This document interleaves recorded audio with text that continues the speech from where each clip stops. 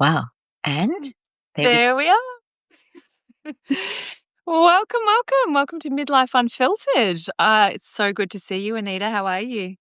I'm doing really well. Thanks, Erica. Yeah. As we were talking just before we came on, we're coming into, well, are we in? No, we're in spring still here in Australia, but yeah. And I'm loving it. My body is so geared to the heat and the sunshine and the earlier rising, 5:30 in the morning is me. So I'm feeling really Love good that. about that. Yeah. How about you? How you doing? Yeah, I'm doing all right. I'm a little snowed under at the moment with just a lot of things. So I'm having a little bit of a feeling of, not enough hands, not enough hours in the day. But other than that, I'm doing really well. Actually, I feel really good. Um, and I'm pleased to be here with you. So, welcome to everybody listening, whether you're with us live or listening later on. This is a podcast for midlife women where we are talking about things that maybe you do already talk about with your girlfriends, but maybe you don't, or maybe you just need to know that you're not alone in some of the things that you're experiencing. So, I'm Erica Webb. Anita McLaughlin, we're so happy to have you with us.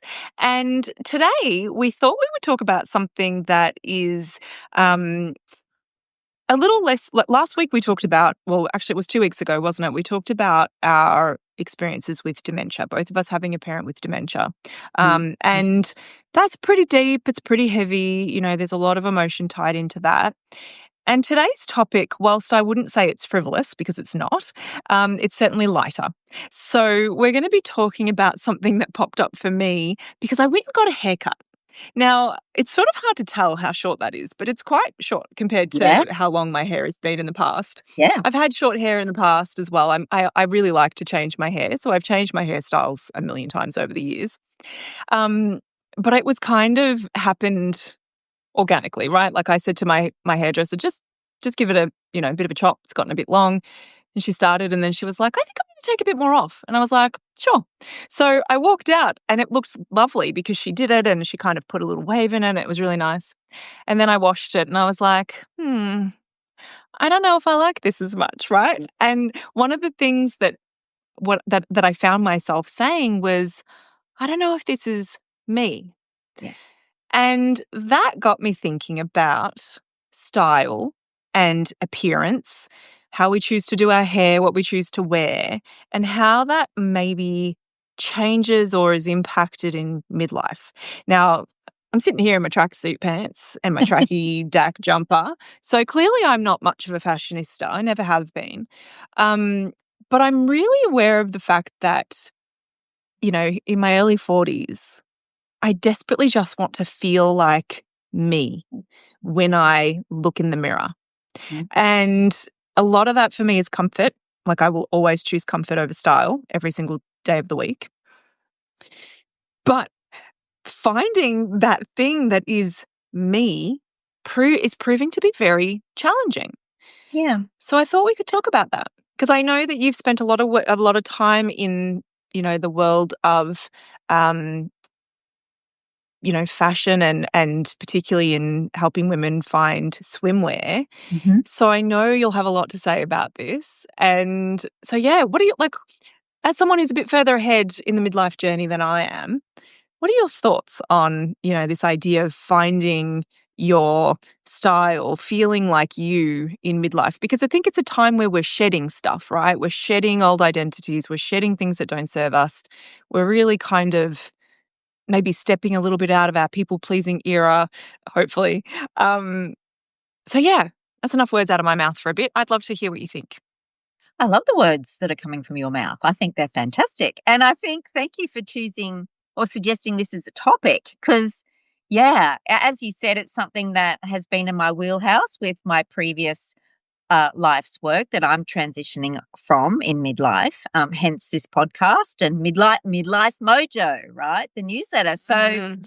it's clearly in the mojo wheelhouse too. And I think, yes, it absolutely makes sense to me that during this midlife time, we go through the personal change that we feel in our lifestyle, getting sideswiped with big change on so many different ways and levels, that it's naturally going to have us questioning our own personal style, because style is not trend. It's not following a trend. Style is an expression of who you are.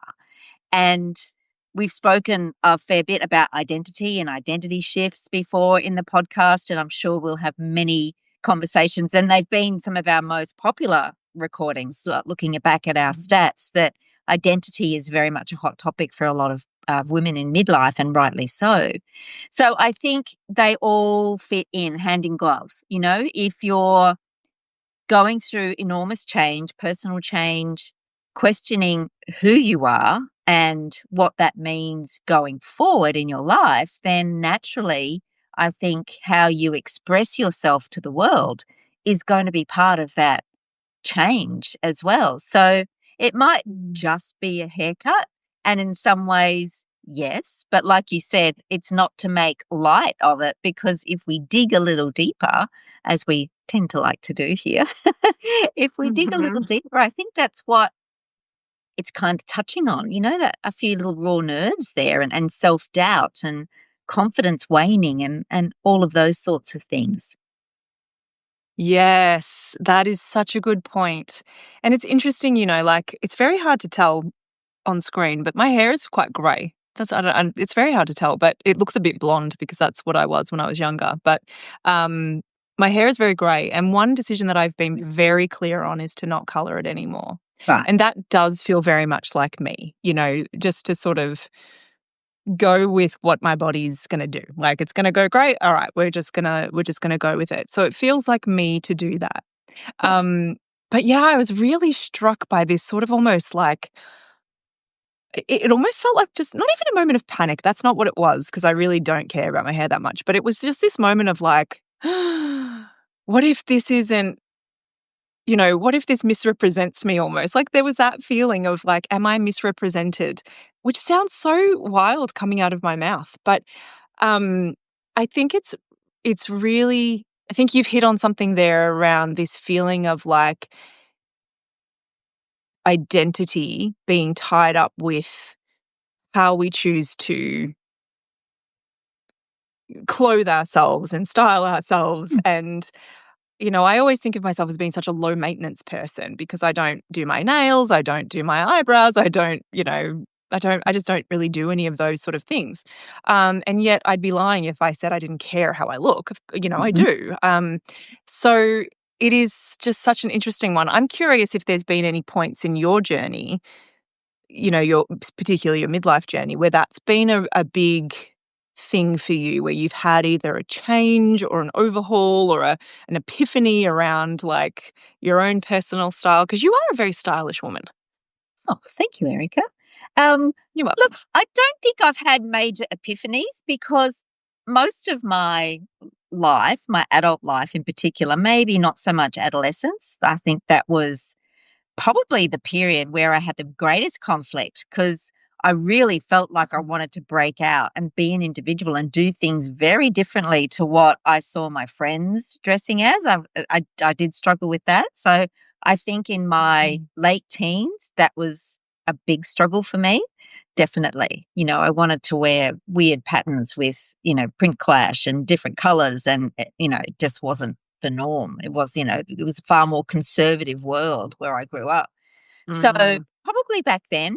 And I think along the way, it's just been part of my journey as a person. And if I look at my style, maybe going back from my early 20s to where it is now, I think I've pretty much always dressed the way I've wanted to.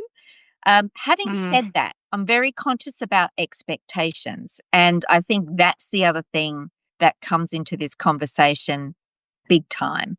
So, in previous occupations, I felt I was pinged a couple of times by my boss saying, I don't think that's appropriate for the office.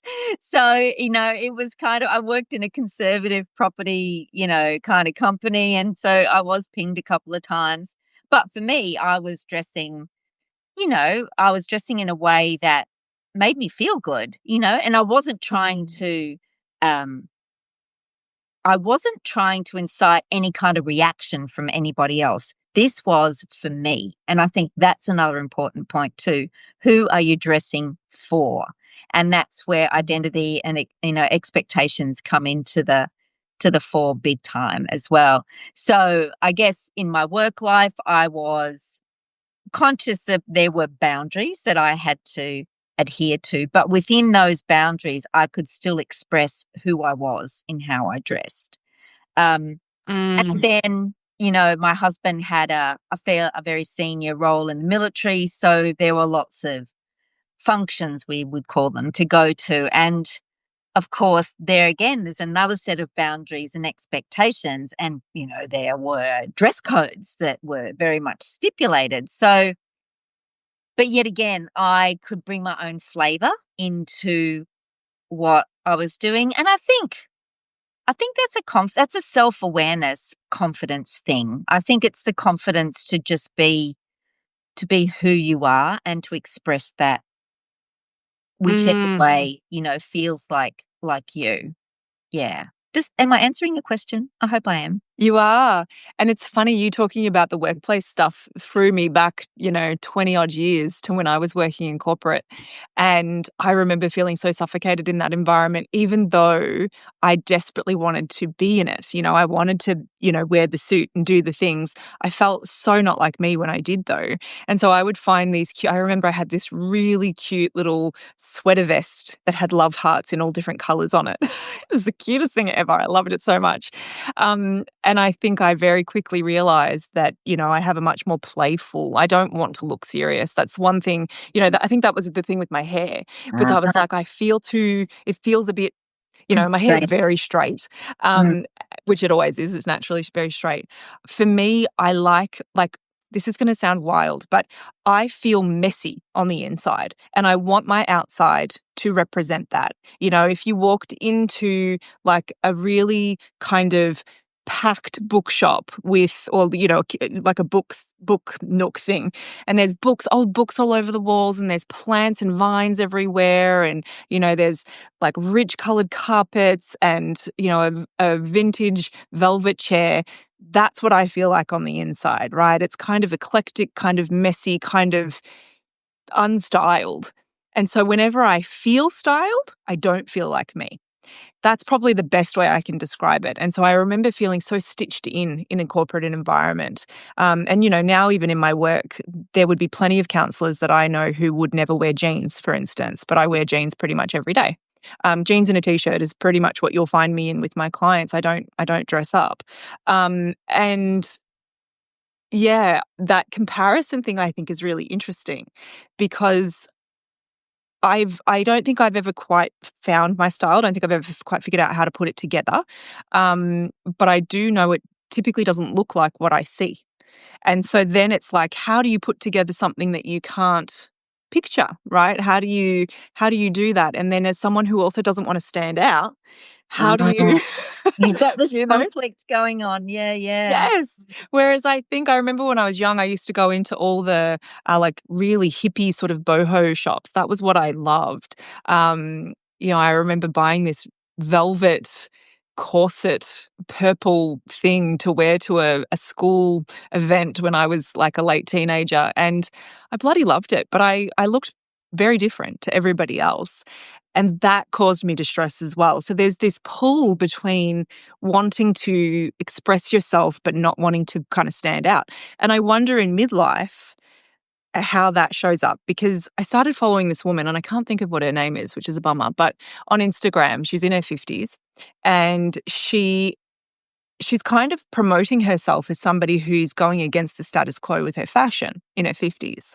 I look at what she wears and I'm like, I see absolutely nothing about what she's doing that feels jarring to me. It just looks like she's continuing to dress the way she did in her 20s and 30s and 40s, probably. Mhm. And so I wonder if you've experienced any of that where there is this expectation, perhaps, or comparison that comes as you continue to progress through your midlife, that as a woman of a certain age, you should be dressing in a certain way, that your style should somehow become more conservative or more Yeah. beige, which is funny. We're both wearing beige, but you know what I mean. Got a bit of green. Yeah. Yeah, it's okay. Yeah.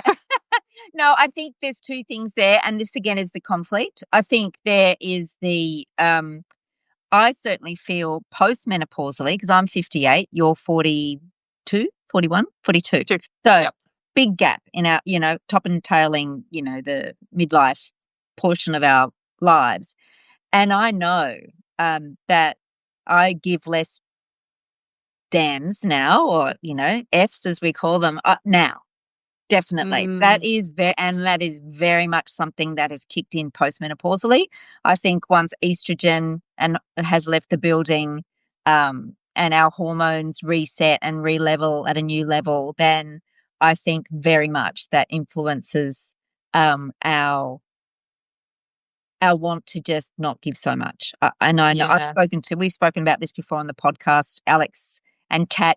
Alex definitely, like me at 58, felt that way. Kat, 45, I think 46, she was on the verge of feeling that way perimenopausally.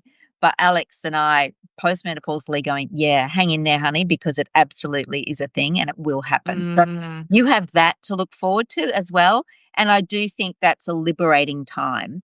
Um, mm, and so that will probably influence you in terms of your ability to back yourself and feel confident in wearing your style.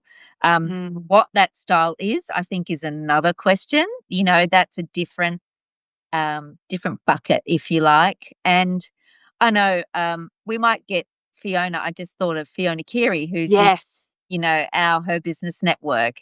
And Fiona and I have worked together before when I had Sequins and Sand doing swimwear and my membership around, and there were style elements to that. So Mm, Fiona has Style Liberation, right? That is her business. And I know a lot of women that she serves are in their midlife. And mhm. um, when their lifestyle changes, going from, say, office work, corporate work, to being more at home or away traveling and more of a relaxed lifestyle, there's that struggle in that transition. And a lot of them struggle to really dress in the way that they can now that suits their style, personality. And that's what Fiona Mhm. said is the number one driver. It's not your color, though the colors that suit you, though that matters a lot. It's style, personality drives it. So they try to put a framework around how to think about your style, personality. And I know there's a creative, which you definitely would be, and there's a quirky kind of, I don't remember all the personalities. There's relaxed, natural, and hello, very much. That's me, number one. So they try to put a framework around it to help you navigate and find your personal style again. So, you know, Mhm. like all the frameworks, it's not absolute. It's not ever just one thing or two things or three things, and it's not something that if you follow this step, that step, the other, you'll get a perfect outcome. But I think it just helps scaffold you a little bit as you Mm, navigate that change in your life. So I think there's a lot of hope in that the shedding is very much a thing that you feel in the postmenopausal years. And maybe if someone wants to chime in and give their 2 cents worth in the comments as well. But I definitely have felt that. So in some ways it's easier. But then the flip of that is how do I do that mm. with confidence, and what does that look like? So yeah. Yeah. I don't know. Yeah. I love that. I love that. I think we should definitely try and get Fiona on. And it's interesting as you were saying that, I was thinking, there's something about identity and style that is really tied in with authenticity. Mhm. That desire, like one of my highest values is honesty. And I can be honest wearing anything at all, right? Of course I can. But there is something, I don't know, something just clicked in my brain of going, oh, maybe there is an element of like authenticity, honesty in kind of almost like how you show up based on, feeling comfortable, feeling like you're representing yourself the way that you feel. I don't know. Maybe I'm going too deep, but I do I do think, one of the reasons why I wanted to bring this up was because it's easy, I think, to dismiss it as like, there's real problems in the world. And yeah, there are. This is not the biggest problem in the world, of course. But I do think that sometimes the sort of conversation around style or the conversation around appearance in midlife can be so focused on anti-aging. And like, Mhm. that's not for me, right? So, and I know it's not for you either. That was part of it for me. I'm not out here trying to not look like I'm getting older. I think it's such a privilege to do so. There are still times where I sometimes look in the mirror and I'm like, when I smile, things happen differently now. It's What's happening? different. Yeah, it's It's just different. But I do think it's important to be having these conversations where we talk about, some of the stuff that otherwise just stays in here, and it feels different when it's contained like that. I think that's why we do this, right? Is because we want to bring these conversations, both the really deep and heavy stuff and the somewhat lighter stuff, out into the open so that we all know that we're not alone, and that some of these worries, some of these challenges, like, we really do share them. And I think it's so much easier to navigate that when we recognize that. So thank you for sharing everything that you have. Have we missed anything that you think we need to touch on, or have we reached a kind of natural point? I think that, there's a lot in there if we stop and reflected on it, and I'll put the highlights in the show notes so as a refresher as well, and to talk about the main points. But something did spring to mind just quickly. I Yeah. catch up with some girlfriends once a year. We used to work together, right? So speaking about people who would know how I used to dress back in my early 30s. And one of the girls was saying, we were talking, she said to me, I had a top on, and she said, oh, is that a blah, blah label? And I went, oh, no, it's not. So as another aside, I have never shopped for labels. I don't lead by labels. I lead by, texture and color and how, does it grab my attention? I'm not yeah. And no judgment but I think that's another conversation is, do you Mm. buy labels? And that I think gives some women a sense of comfort, that if it's a certain label, then I'm meeting a certain expectation, or I know it's going to help me look a certain way, and that's appropriate. It's hitting the expectations. It's doing all those things we talked about. And maybe it gives them confidence because they feel current or something like that. Anyway, Yeah. she said to me, and when I said, no, it's not, she went, oh, so it looks like it could be. She said, I've discovered this label and it's a little bit more expensive. But when I put on a top that they have made, I feel really good in it. And I went, honey, that is the best reason of all, just and acknowledging that, like what we've been talking about, it's how you feel in what you wear. And does that express who you are? That's another piece of the puzzle too. But I was so happy for her that she's come to the realization, certainly through another path that I personally probably would never have arrived at that point to. But for her, she realized that when she wears something that, you know, looks like this by that label, she feels uplifted and good. Mm. And I think that's awesome. That's what it's all about. Yeah, that's so interesting. Do you know, when you said that, that made me have one more thought too. So just one more quick thought. One of the things that I do a lot of is op shopping. I love op shopping. That's my favorite way to buy clothes, because I actually don't like shopping in general. I find it really overwhelming. And I get a certain kind of feeling when I find something that I love in an op shop. And so I think there's like a bigger conversation too around almost like how our other values influence Yes. choices like that too, because for me that sort of issue of sustainability, I guess, is a really big value of mine. And um I can't always do it because you can't always find things. But yeah, there's a lot to it, I think, when we start to break it down. Like, what makes you feel good? For me, there's an element of, doesn't matter how good the piece of clothing makes me feel, if it's over a certain price, or if, I don't think it's ethically sort of driven, then I probably still wouldn't buy it. So Mhm. there's kind of like more to it than just the simple what it looks like on the surface, I guess. Because I know when I wear things and people say, "Oh my gosh, I love you," or whatever, and I can be like, "I found it at the op shop." That gives me something that is kind of hard to describe. And I'm sure that for people who don't op shop, it's a bit like, why would that be a flex? But it really gives me joy. And so, yeah, there's a lot in there, isn't there? I think there's a lot that we can learn about ourselves, perhaps also through what feels good, through our choices, through how we feel when we put a certain thing on and step out into the world. So, yeah, I guess it's just another piece of that whole self-discovery of midlife, right? Absolutely. It is. It's that whole putting that puzzle back together again. And, the Mm. ageism thing is certainly another big piece of that puzzle. Having someone say, the old expression, mutton dressed up as lamb, Yes, like that was that, the one that popped to mind for me I know, too. cringeworthy, right? And it's like, Gross. like, fuck off, seriously. Yeah, Like, who do you think you are? And yeah. so I think the whole age appropriate thing, they're Throw the it out the window. throw it out the window. That's right. They're the cultural clasps, they're kind of like handcuffs that just hold us back. We don't need that shit, right? So, you know, 100%. yeah, I think if you're drawn to something and it makes you feel good and you feel fantastic when you're in it, um, then that's a really good place to start. So I think Agree.